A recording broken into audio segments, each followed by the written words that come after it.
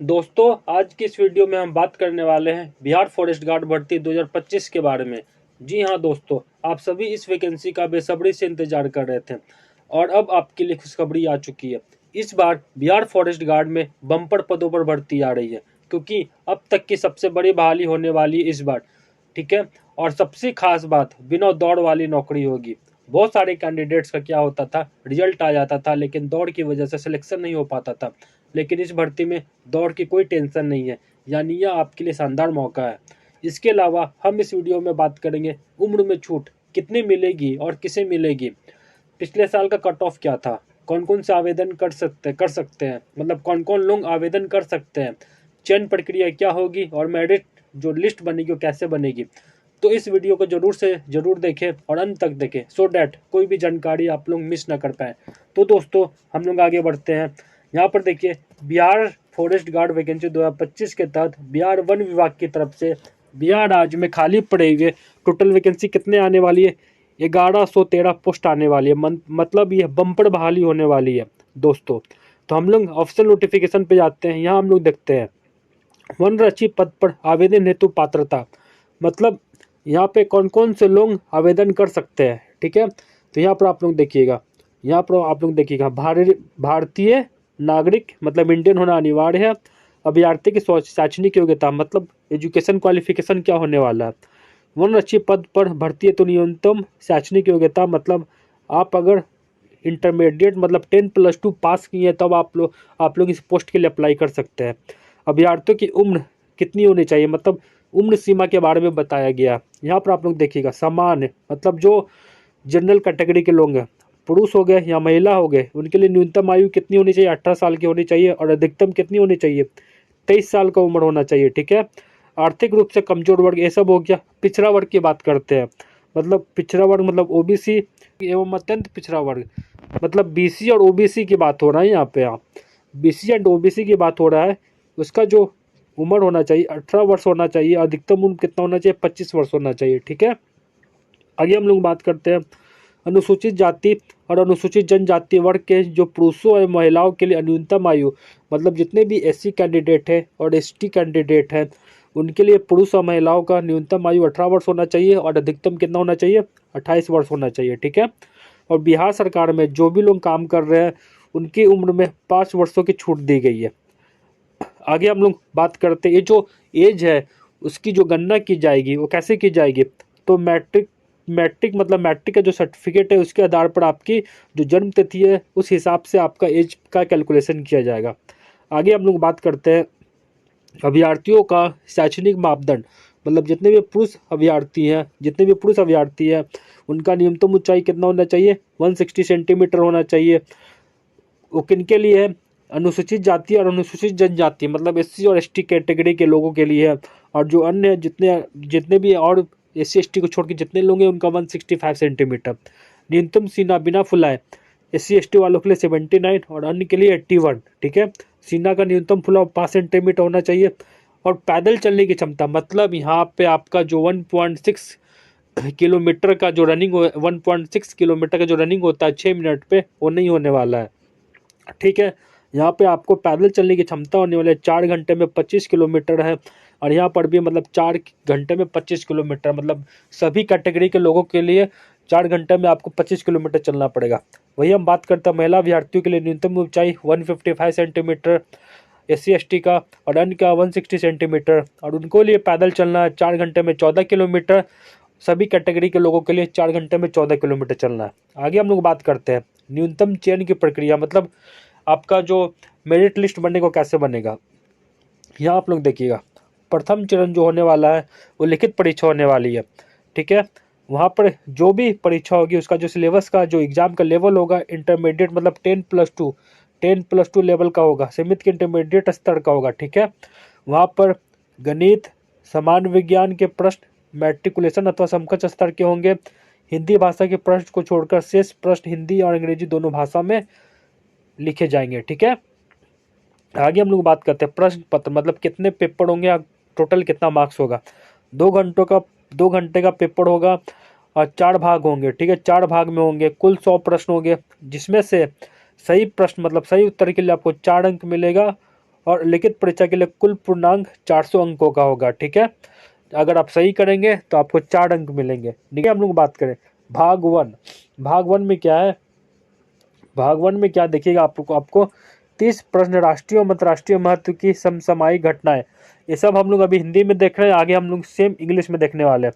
भारत का इतिहास, भारतीय राष्ट्रीय आंदोलन, भूगोल, भारतीय राजतंत्र एवं शासन एवं आर्थिक एवं सामाजिक विकास से संबंधित प्रश्नों पर आधारित होंगे। ठीक है, मतलब जनरल नॉलेज हो गया। भाग 2 क्या है, भाग 2 के बारे में क्या लिखा हुआ है यहाँ पर देखिएगा आप लोग। 25 10वीं कक्षा के स्तर पर आधारभूत संरचना, आंकड़ों का निर्वचन, आंकड़ों की पर्याप्तता आदि से संबंधित प्रश्नों पर आधारित होंगे। भाग 3 में सामान्य विज्ञान, पर्यावरण, पारिस्थितिकी, जैव विविधता और जलवायु परिवर्तन। ठीक है, और भाग 4 में आपको हिंदी भाषा से क्वेश्चन पूछे जाएंगे। ठीक है, भाग 4 में 20 प्रश्न हिंदी भाषा के ज्ञान से संबंधित होंगे। आगे हम जाते हैं, सिलेबस क्या होने वाला, पाठ्यक्रम। यहाँ पर आप लोग देखिएगा पाठ्यक्रम जो होगा आपका, जो एग्जाम होने वाला 10वीं लेवल के लेवल पे होने वाला, यहाँ पर आप लोग को नेगेटिव मार्किंग के बारे में दिया हुआ है। नेगेटिव मार्किंग के बारे में क्या दिया हुआ है, उम्मीदवारों द्वारा सभी सही उत्तरों के लिए निम्न प्रकार के ऋणात्मक अंक दिए जाएंगे। प्रत्येक प्रश्न के उत्तर के लिए 4 विकल्प होंगे। उम्मीदवारों द्वारा प्रत्येक प्रश्न के लिए गलत उत्तर के लिए उस प्रश्न हेतु दिए जाने वाले अंकों का 1/3 दंड के रूप में काटा जाएगा। ठीक है, मतलब 1/3, 3 सही पे मतलब क्या हुआ, 3 गलत पे आपका एक जो क्वेश्चन सही आंसर करेंगे आप, वो कट हो जाएगा। ठीक है, बाकी आप लोग देख लीजिए, सब हो गया। अब हम आते हैं यहाँ पर इस परीक्षा में विभिन्न कोटियों के लिए न्यूनतम अर्हता, सामान्य वर्ग 40%, सब तो सेम होता है।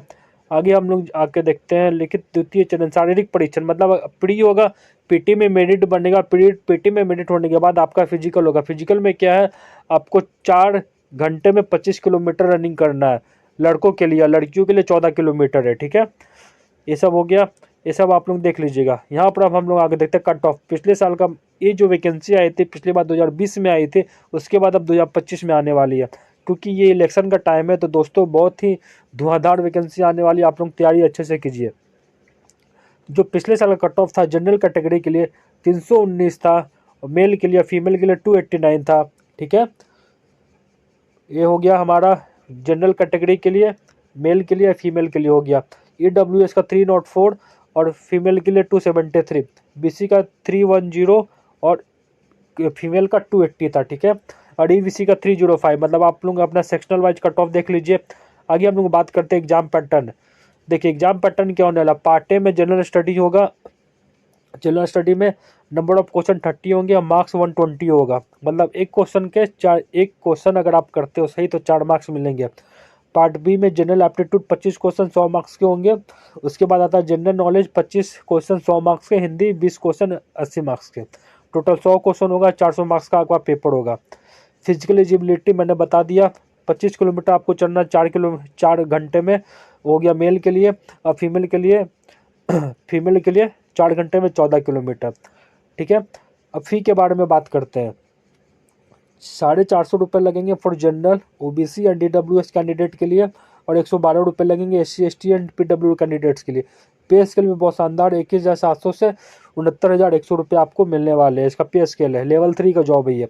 यहाँ पर हम लोग आकर देखते हैं वैकेंसी के बारे में। यहाँ आप लोग वैकेंसी के बारे में देखिए, यहाँ पर लिखा हुआ है जो वैकेंसी आने वाली है वनरक्षी, मतलब ये इसकी बात कर रहा हूँ मैं, वनरक्षी 1113 पोस्ट। और ये जो वनपाल है ये हमारा SI का पोस्ट है, 346 पोस्ट आने वाला है। अगर आप लोग इसके बारे में भी जानना चाहते हैं, इसका सिलेबस क्या होने वाला है, इसका एग्जाम पैटर्न क्या है, इसका फिजिकल क्या है, इसका एज लिमिट क्या है, कट ऑफ क्या था, तो आप लोग कमेंट सेक्शन में बताना, मैं इसका भी अलग से एक वीडियो लेकर आ जाऊँगा। ठीक है, आगे हम लोग देखते हैं इसका सिलेबस जो इंग्लिश में होने वाला है। जनरल स्टडी आप लोग एक स्क्रीनशॉट ले लीजिएगा, इसका हिंदी में ऑलरेडी बता चुका हूँ ऑफिशियल नोटिफिकेशन में। करंट इवेंट्स हो गया, country capital, sports, scientific research, geography, national international affair, sports end game and daily news, current GK, मतलब आपको करंट अफेयर के बारे में अच्छे से पढ़ना पड़ेगा आप लोगों को। ठीक है, आगे आता है जनरल एप्टीट्यूड और math, partnership, problem on ACF LCM, logarithm से क्वेश्चन तो नहीं आते हैं, आपको मेनली ध्यान देना पड़ेगा कौन कौन से टॉपिक पे मैं बता देता हूँ। ये पार्टनर ACF LCM हो गया, टाइम एंड वर्क हो गया, पाइप एंड सिस्टम हो गया, हाइट डिस्टेंस हो गया, बोट स्ट्रीम हो गया, सिंप्लीफिकेशन हो गया। ठीक है, एंड रेशियो प्रोपोर्शन। ये सब टॉपिक जो होते हैं इससे क्वेश्चन ज़्यादा आता है, ठीक है। रेशियो प्रोपोर्शन हो गया। आगे हम लोग बात करें एरिया। हाँ, एरिया भी इम्पोर्टेंट है। प्रॉब्लम एंड एज, ये भी इम्पोर्टेंट है। मतलब आप लोग प्रीवियस ईयर मान लीजिएगा जितने भी PYQ है, SSC CGL और BSSC जो दौड़ाऊगा और बाकी जो एग्जाम में आता है वो सब आप प्रीवियस ईयर मार के जाओगे तो मैथ का टेंशन खत्म हो जाएगा। जनरल नॉलेज की बात करूँ तो करंट अफेयर, रिवर, लेक, सी, ज्योग्राफी, हिस्ट्री हो गया, पॉलिटी हो गया, ये सब से क्वेश्चन आते हैं आपको। इंडियन पार्लियामेंट हो गया, famous book and author, civics, biology and Indian history, ठीक है। हिंदी का बात करें तो हिंदी में आपको the aim of the paper is to test the candidate ability to read and understand serious. ये हिंदी अगर आप लोगों का अगर अच्छे से 2-3 सेट मार लोगे तो हिंदी का सेक्शन आपका आराम से हो जाएगा, ठीक है। तो दोस्तों, क्या आप इस वैकेंसी के लिए अप्लाई करने वाले हैं? हमें कमेंट करके ज़रूर बताएं। अगर यह जानकारी आपको मददगार लगे तो वीडियो को लाइक करें और शेयर करना ना भूलें, सो डैट ज़्यादा से ज़्यादा लोगों तक यह जानकारी पहुंच सके। और अगर आप सरकारी नौकरी से जुड़ी लेटेस्ट अपडेट पाना चाहते हैं तो चैनल को सब्सक्राइब कर लें और बेल आइकन को दबा दें ताकि कोई भी नोटिफिकेशन मिस ना हो पाए। मिलते हैं अगले वीडियो में, तब तक के लिए धन्यवाद।